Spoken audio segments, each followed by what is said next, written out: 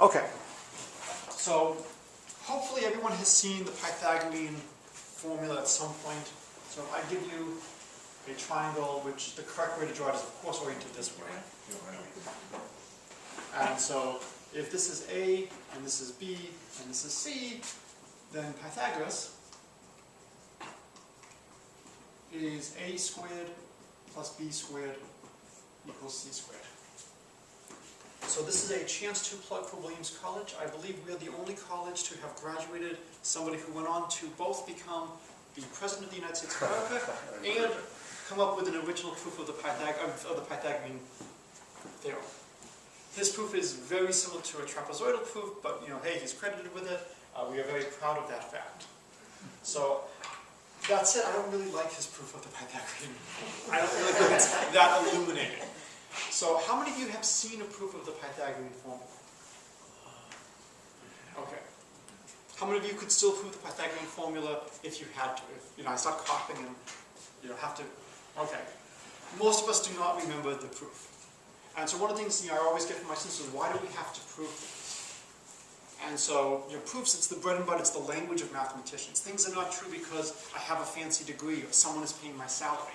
Proofs are true because we can come up with an agreed upon set of definitions and axioms, we can agree to the laws of the game, and the proofs follow as a consequence. So I know it's a little bit early in the morning, I just wanted to see what kind of strength I have among my students today. 16 over 64 in lowest terms. 1/4.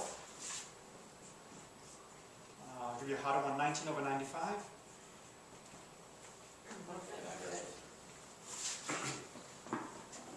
49 over 98. That's... And 7/14 reduces to? We'll try one. 12 over 24. Sorry? It's 1/4.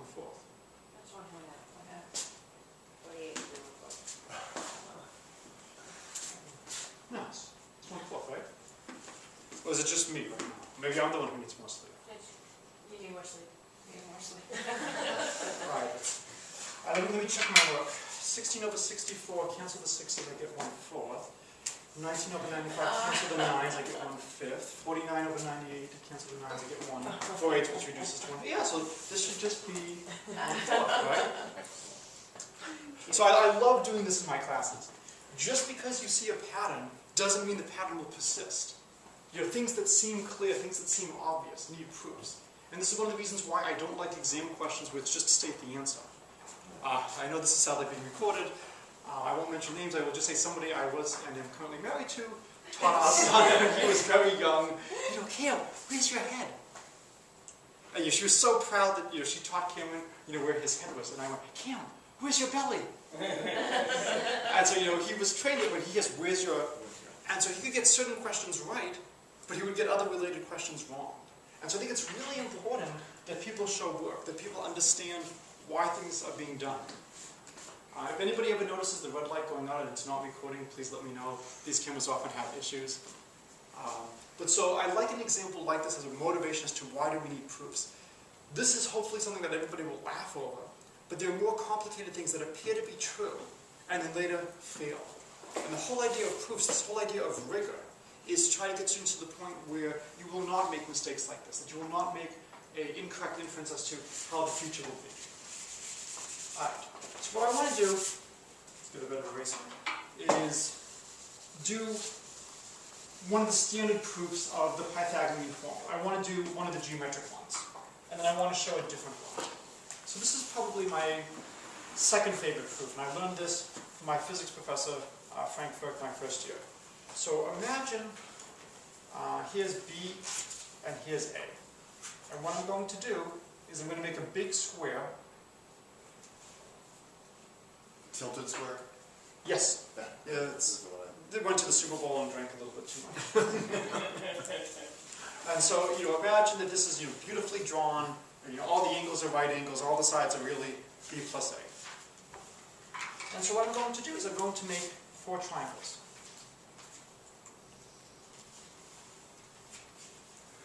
Okay. And again, in an ideal world, you would have a professor who could actually draw well, but Bear with me. What can you say about this angle over here? It's a right angle. So if we call this angle x and this angle y, well, this is also x, this is also y. I'm sorry, unless I've screwed things up already. This is x over here, and this is y over here. And so x is the angle with the hypotenuse in A. The sum of the angles of a triangle is 180.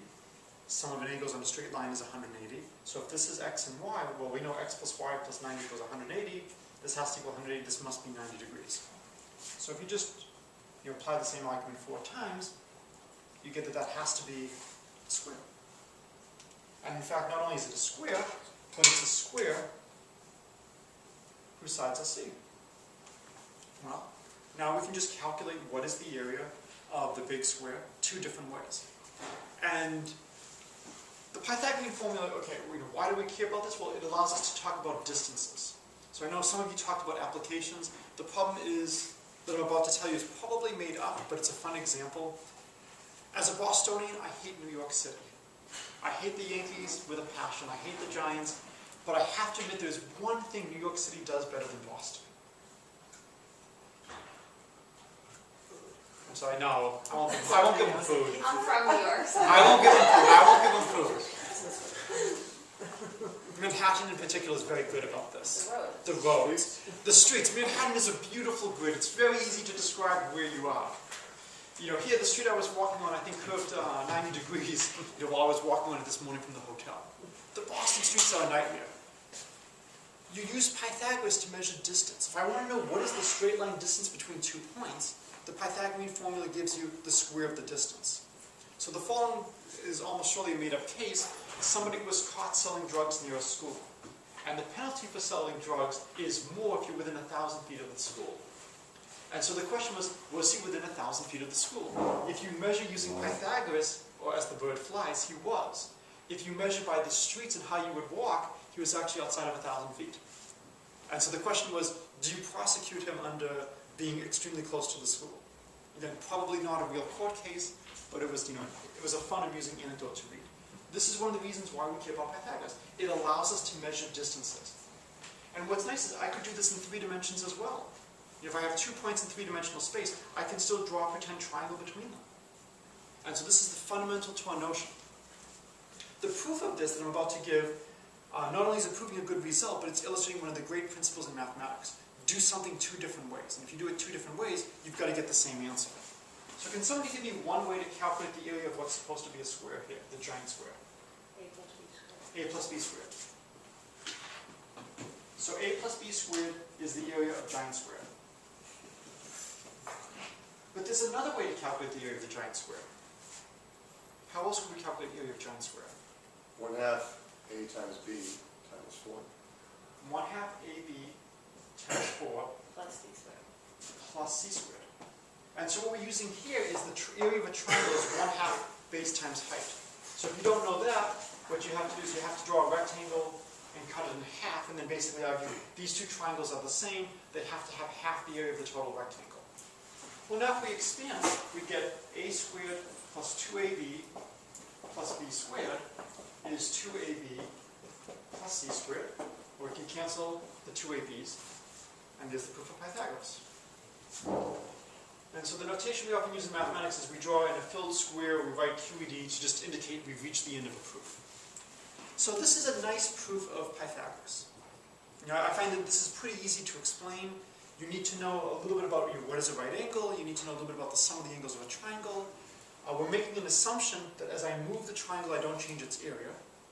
Now, most people would agree that that's a reasonable assumption to make, and you have to decide, do you want to get into that with your students? Do you want to say, secretly, one of the Euclidean assumptions is that if I move an object, its area does not change under motion. Okay, I want to show you now another proof of Pythagoras. So this is my favorite proof of Pythagoras now. It uses a method called dimensional analysis.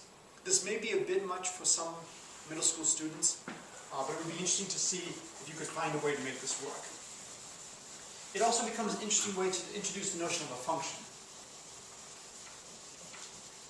So the question is, how much do you want to assume? there's stories of the mathematicians who proved 2 + 2 = 4 in about 200 pages, starting from scratch. And you have to really develop the theory rigorously. You do not want to do this, with middle school or high school students. Once in your life, if you're a professional mathematician, you should take such a course, and then quickly forget it. Okay? So, the question is, what am I allowed to assume here? I'd like to assume CP-CTC, corresponding parts of congruent triangles are congruent. And so, if I give you,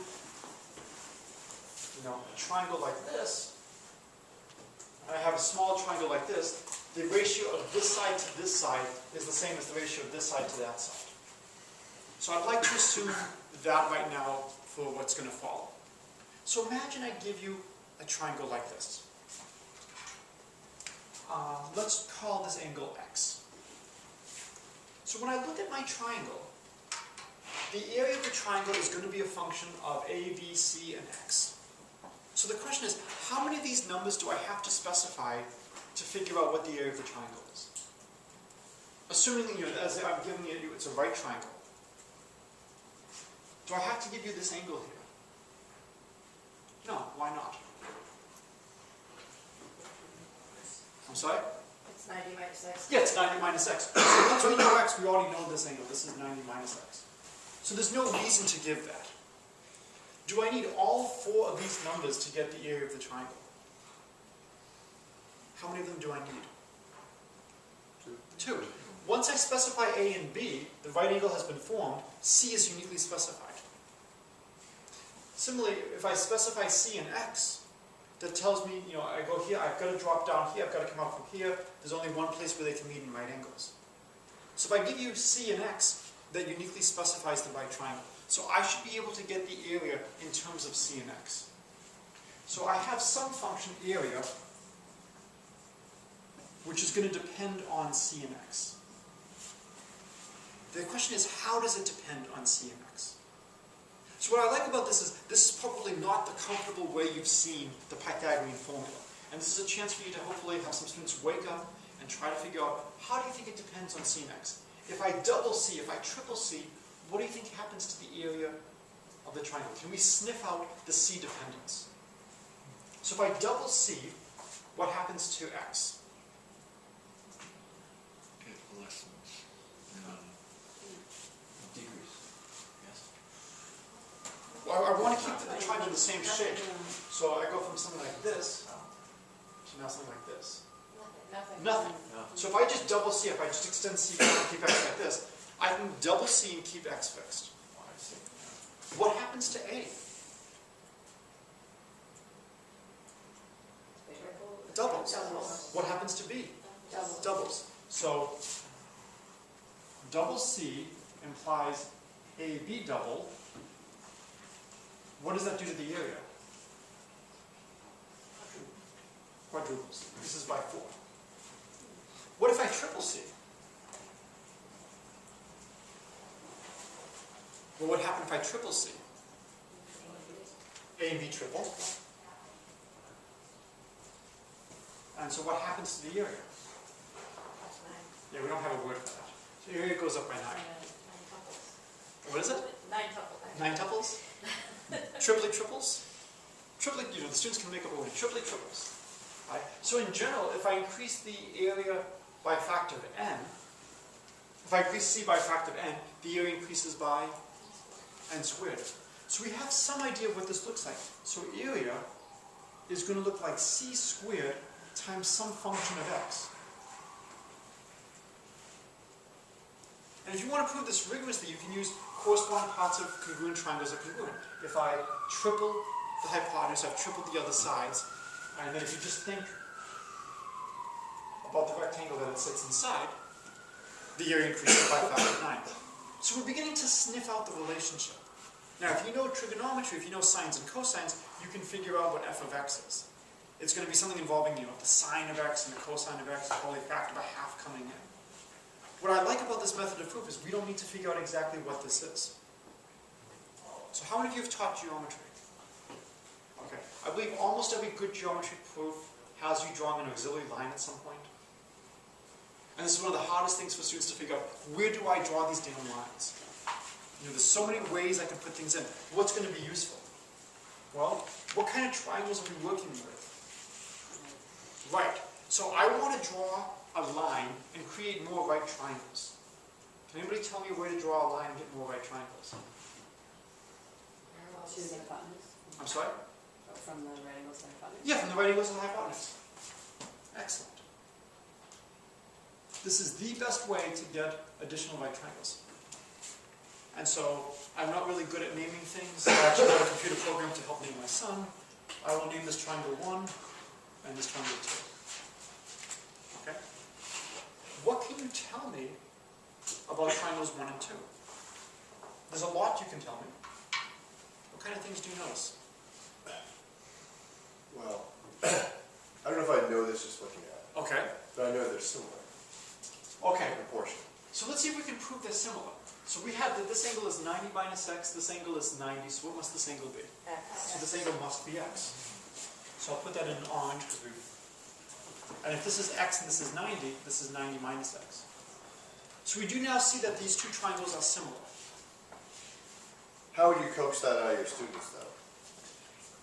I mean, One thing is probably I would tell the students, write down everything you can think of about the problem, what quantities do you not know that you can figure out. It turns out in this proof we don't directly need to know that they're similar. But I mean, again, if there's something that's unlabeled, it's worth labeling. So one of the dangers is now, do we want to start putting in something for the length of this line? Do we want to put in something for here and something for here? Well, let's think about what we're doing. We're talking about areas of triangles in terms of the hypotenuse and an angle. I have a triangle here with a hypotenuse and an angle. What's the area of this triangle 1?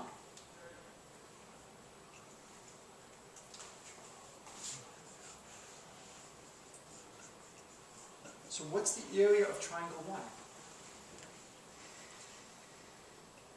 a squared times some function of x. Right, a squared times that function of x. We've just shown that the area of a right triangle is the hypotenuse squared times my unknown function of x. Right? So this little triangle, it has an angle of x, its area is a squared x. What about the area of triangle 2?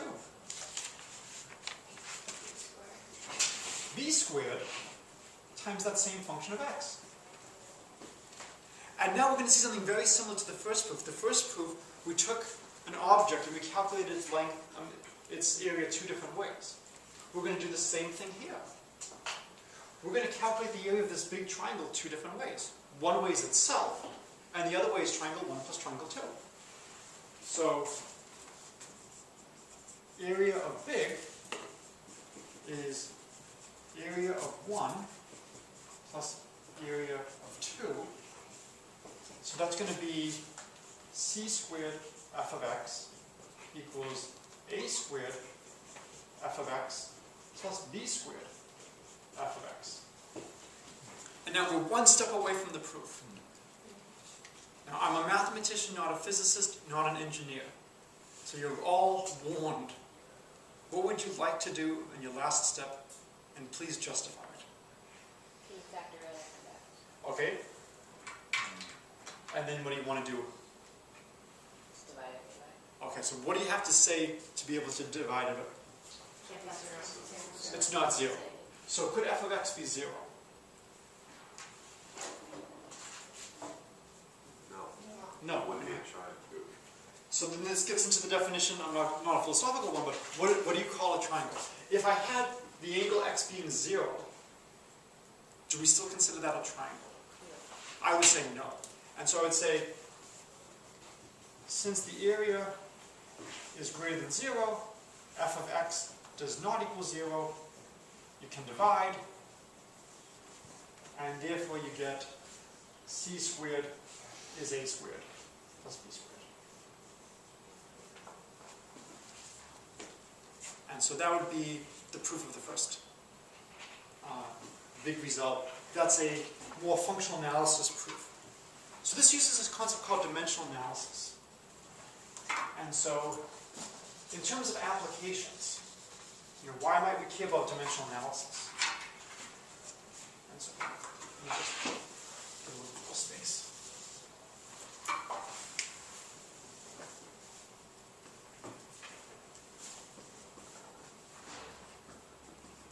So one of the things I'm really big on is trying to sniff out what the answer is before you actually do the problem. And so here's, a famous problem that is, I think required in all physics labs. You've got some mass m. You have some pendulum of length L.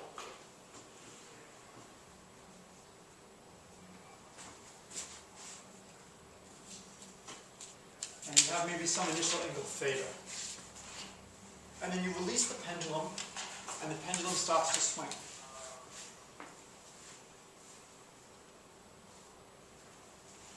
And you want to know what is its period, how long does it take to go back and forth. So period is in seconds. The mass is in kilograms. The length is in meters. The angles are unitless. And then this requires a little bit of physics knowledge. Is there anything else that we need to remember for this problem? I'm sorry? Gravity. So we have gravity going down, and the acceleration due to gravity is in meters per second squared. So gravity is meters per second squared. So the question is, given these units, how can I get something in seconds? Notice there's nothing to cancel the kilograms. As soon as I have a kilogram here, nothing else in the problem involves kilograms. So the final answer can't depend on kilograms. I've got meters per second squared, I want to get seconds. So somehow, gravity has to come into play. And it looks like I'm going to have 1 over g with a square root. And so, if I'm looking at what goes on, I have length in meters. So if I have L divided by G, and I take the square root of that, the meters cancel, this becomes seconds squared, this becomes seconds. And then I can have some strange function of the angle. But this tells me, before I even go down to the lab, that I would predict the period of a pendulum to be proportional to the square root of the length. If I quadruple the length, the period should double. And what I love about this is, you have a prediction before you even start doing any work. So there's lots of different examples of a dimensional analysis. This is a skill we often don't teach our students as to what do you think the answer might be, what are key features you think the answer should have before you start doing your work. I have had students, I don't like allowing students to use calculators. They will just plug things into the calculators. It doesn't really matter if it's reasonable or not. A number has been spit out, and they put stock in that number. Years ago, somebody who was not in my section was given car A leaves traveling at 60 miles per hour at noon. 1 hour later, car B leaves traveling at 70 miles an hour. How long until they reach each other?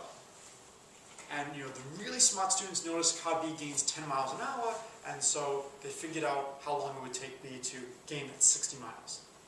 Most students drew the two lines, and they calculated where the lines intersected. One student wrote, well, this is a rates problem, which was good. And then they asked themselves, well, where do I see rates? Which was good. And then they wrote compound interest. And so they set it up as two banks. One bank was giving you 60 miles per hour of interest, and the second bank was giving you 70 miles per hour of interest, and the first bank gave you 1 extra unit of time of interest, and how long, and they just plugged it into their calculator, and the calculator spit out an answer. And they had no idea what the units were that they were manipulating. They had no idea what the answer, what the structure of the problem should look like. So, this is one of the reasons why I like something like this. Out of curiosity, I'll turn off the camera now just for a brief discussion.